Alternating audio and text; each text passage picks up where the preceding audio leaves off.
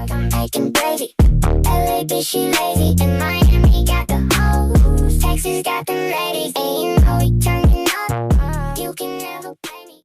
Hello, and thank you for joining in on today's episode on Pep Talk with FM. Now, I feel that this episode, started abruptly. They started in a way that has no um, connection.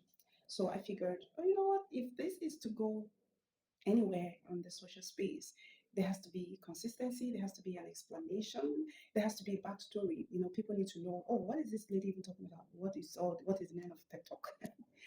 So I figured, you know what? Let's just give it a name. Let's just give it a meaning. Let's just give it an explanation so that as many as are following the videos, they can actually understand what it's about. So this is basically about me and what I have had to experience. In the social space, a lot of people, it's a social space. You just tell us your story. So I figured rather than do the regular content creation, I thought, there's something about me that I want the world to know. There's something about my life story that I'd like to share. But in order to do that, you need to have, first of all, you need to have a presence. You need to be quote unquote big. So while we're in this journey of creating a social presence and all, so I figured, what, let's just start where we are and be consistent. I'm a career person. I've always told my siblings that me, I want to do career. I don't have time for all those. I want to go and learn handwork. I want to go and do this. I don't. I mean, I don't dispute people that do that. My younger ones, one is a fashion designer. She learned it. The other one is a makeup artist.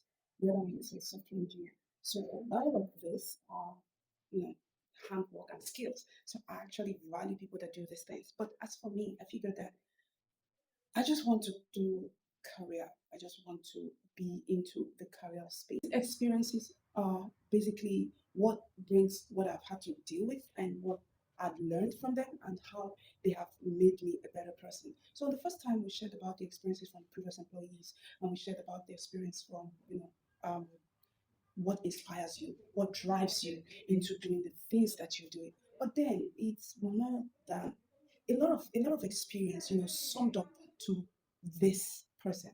I've had I've had so many, and I'm learning my walk with God. I'm learning to walk to build my faith because there's a story behind that as well. So so basically, it's going to be episodes, talks as it relates to, oh, this thing I did, but this is what happened. Oh, I was hurt from this one, and this is what happened. So basically, that's what it's about.